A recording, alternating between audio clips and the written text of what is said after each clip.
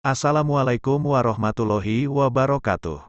Dalam menjalani hidup ini kita menjumpai berbagai macam hal dan kondisi, di mana kita bisa merasakan senang, sedih, kecewa, galau, ataupun marah.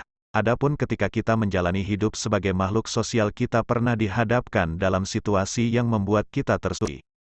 Dalam hal ini kita perlu mengendalikan diri dan tetap tenang, agar kita tidak timbul kemarahan atau amarah. Itulah perlunya kita menjadi muslim yang kuat.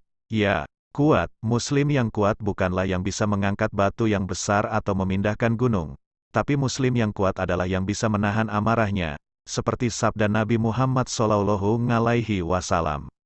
Dari Abu Hurairah radhiyallahu anhu, dari Nabi SAW, yang telah bersabda, orang yang kuat itu bukanlah karena jago gulat, tetapi orang kuat ialah orang yang dapat menahan dirinya dikala sedang marah. Hadis riwayat Bukhari dan Muslim. Pengendalian diri agar tidak marah atau dalam kata lain mengendalikan hawa nafsu, kita perlu ketenangan jiwa dan pikiran, karena ketika jiwa kita tenang tidak akan mudah terpancing emosi atau amarah yang berlebih. Pengendalian diri diistilahkan dengan mujahadah an-nafas.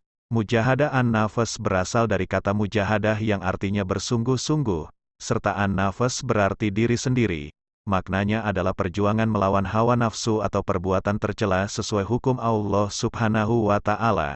Makna mujahadah an-nafas dalam kisah Nabi Yusuf alaihi salam adalah pengendalian diri atau kontrol diri, merupakan bukanlah hal yang mudah, apalagi manusia punya kecenderungan tertarik pada hal negatif dan bujukan negatif. Hal ini tercantum dalam Al-Quran Surat Al-Mujadalah ayat 19. Yang artinya, setan telah menguasai mereka, lalu menjadikan mereka lupa mengingat Allah, mereka itulah golongan setan. Ketahuilah, bahwa golongan setan itulah golongan yang rugi. Quran Surat Al-Mujadalah ayat 19. Beratnya pengendalian diri yang dalam agama Islam diistilahkan mujahadah an-nafas juga dikisahkan Rasulullah SAW, yang baru pulang dari Perang Badar. Rasulullah SAW ternyata menganggap Perang Badar sebagai pertempuran kecil dibanding melawan diri sendiri. Ya Rasulullah, apakah ada lagi perang yang lebih besar dari ini? Rasulullah mengatakan, melawan hawa nafsu. Adapun dalam perbuatan kita setiap harinya perlu kita pelajari. Adakah hal-hal yang dapat membuat kita lengah dalam belajar mengendalikan diri? Lisan, ya, lisan kita sebaiknya selalu berusaha untuk berkata-kata yang benar dan baik. Hindarilah berbicara yang sia-sia, seperti hadis Rasulullah SAW. Rasulullah SAW bersabda, barang siapa beriman kepada Allah dan hari akhir, hendaklah ia berkata yang baik atau diam. Hadis riwayat Bukhari dan Muslim. Dalam berbicara memang semestinya kita harus berkata yang baik dan jujur.